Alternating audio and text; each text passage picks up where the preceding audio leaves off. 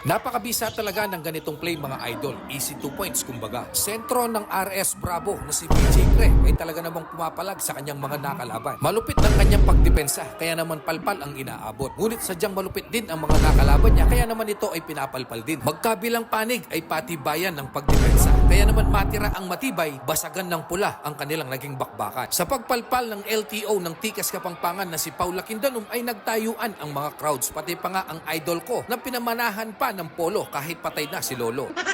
Dahil ito ay quarterfinals na, ito ang Game 2 at Game 3 mga idol. Kaya naman napakalupit ng depensa ng Tikas Kapampangan. Ngunit sadyang kilala ko itong si VJ Pre dahil isa itong malupit at talaga namang nakikipagbakbakan sa loob ng hardcourt. Kaya naman hindi ito basta-basta susuko sa laban mga idol. Pagbira sa outside at pagsalaksak ay talaga namang napakainam ng kanyang galawan. Malupit din ng kanyang ball handling skills mga idol. Milo dribbling pa nga ang kanyang ginawa, sabay step back sa 3-point area at ito'y kanyang naipuntos ng napakainam at napakaswabe. Kahit napakalaking mama ay mabilis itong gumalaw. Kaya naman napasahan siya ng saktong-sakto at kanya naman itong ipinuntos ng napakaswabe. Isang mainam na knockout play mula kay Diausen kaya naman ito ay kanilang naipuntos. Kahit siya lang ang nag-iisang sentro ng kanilang kupunan ay talaga namang nakikipagpakbakan ito at patuloy itong nagpapakita ng kanyang mga malulupit na galawan. Kung sakaling umabot ka pa sa parte ng video ito, pwedeng paki-comment naman kung taga saan ka para naman alam ko kung saan napadpad ang video ito. Maraming salamat!